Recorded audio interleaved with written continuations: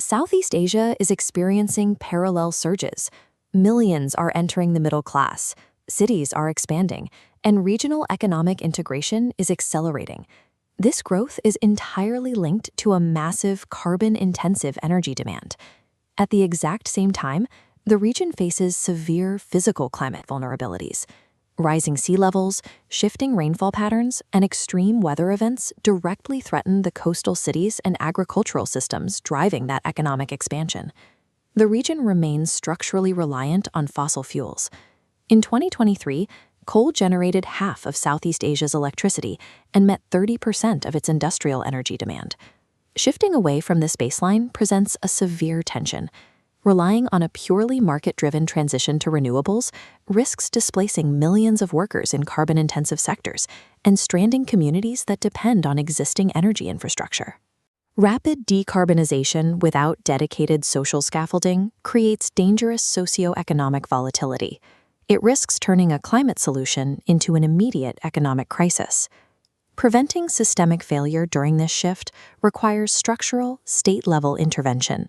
Markets alone do not retrain displaced coal miners or protect indigenous land rights.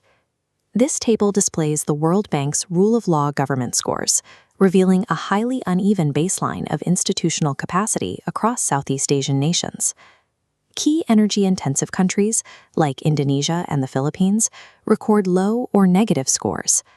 Executing complex environmental policies in environments with limited legal certainty presents a significant technical and political challenge. To navigate these exact institutional gaps, global institutions and labor organizations design the concept of the just transition. It is a mechanism intended to balance climate action with social protection. This infographic outlines the JUST framework. It provides the specific analytical matrix required to operationalize transition policies across diverse and complex regions. This framework offers a way to map the overlapping dimensions of justice, universality, space, and time, helping governments align their climate ambition with social reality. The first quadrant of the framework is justice. It examines the immediate, systemic processes of the energy system, measuring fairness through procedural, distributive, and recognition equity. Procedural justice requires inclusive decision-making. Currently, public participation remains limited. For example, Indonesia's Just Energy Transition Partnership plans have largely been developed through centralized structures with minimal input from affected communities. Distributive justice addresses the allocation of burdens. While shifting to renewables generates green jobs, phasing out fossil fuels displaces carbon-intensive labor. These effects are not evenly spread across different sectors. The Philippines created the Green Jobs Act of 2016 as a specific legal tool to solve this imbalance.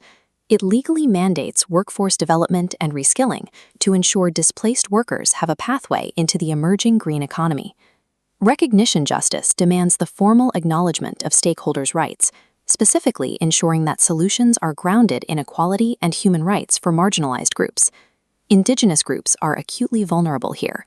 Their customary land rights are frequently threatened by the development of new, large-scale clean energy infrastructure. A gap persists between legal text and reality.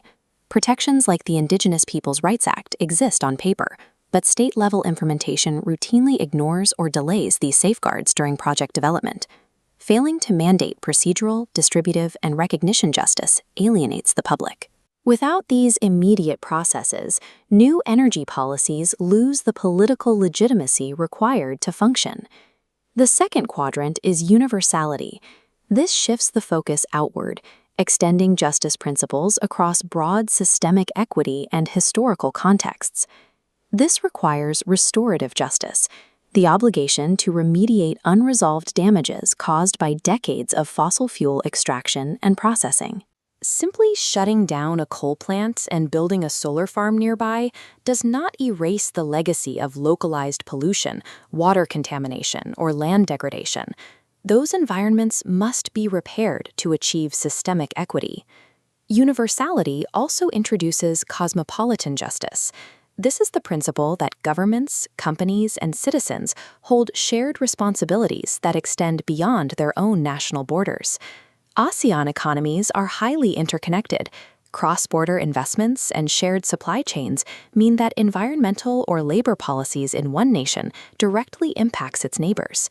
A transition is only equitable if it repairs past environmental harms while recognizing these transboundary obligations. The third quadrant is space. We have to look at the hard geographical realities of where the energy transition is physically taking place. Southeast Asia is rapidly becoming a strategic geopolitical hub. It holds the green mineral resources necessary for global decarbonization. Hyper-localized industrial hubs are emerging to extract and process these materials. Indonesia holds the world's largest nickel reserves, while Malaysia possesses significant deposits of rare earth elements. This creates an immense industrial footprint. The region is seeing a massive surge in manufacturing facilities dedicated to electric vehicles and battery production. But the wealth generated by these industrial zones contrasts sharply with the burdens placed on the rural communities that actually host the dam sites and extraction mines. This creates a spatial mismatch. The environmental and social costs are hyper-concentrated in specific extraction zones, while the benefits of clean energy consumption flow to urban centers and foreign markets. Transition strategies must be place-based. The specific geographic communities hosting green extraction sites must receive proportional economic benefits, rather than just absorbing the ecological costs. The final quadrant is time. This examines the temporal scale of energy systems and the strict financial pacing required to execute the transition. Over the last 2 decades, Southeast Asian electricity demand has grown rapidly and without interruption. This surge is driven by economic expansion, urbanization, and a massive increase in regional cooling needs. Meeting this future demand without utilizing carbon requires an immense reallocation of capital. Financial institutions must rapidly integrate environmental, social, and governance factors into their lending. To direct this capital, financial hubs in Singapore, Malaysia, and Indonesia are utilizing new sustainability taxonomies and reporting rules to guide green investment flows. However, deploying this capital must align with the speed of labor market shifts. If funding moves faster than workers can be retrained, it triggers sudden economic shocks. We also have to account for generational equity. Current dependence on fossil fuels pushes long-term climate risks and infrastructure costs onto populations that do not yet exist. Misaligned financial pacing entrenches inequality today and forces future generations to inherit a damaged system. This infographic displays the complete JUST framework. The model demonstrates that all 4 quadrants, justice, universality, space, and time, must function simultaneously. The JUST transition operates as an integrated governance process, requiring constant calibration between local geographies, financial timelines, and labor rights. These high-level international climate agreements set targets, but they lack meaning without the localized rule of law institutions required to enforce them on the ground. To keep state-driven policies transparent, the private sector and civil society must act as necessary counterweights, demanding inclusion and verifying data.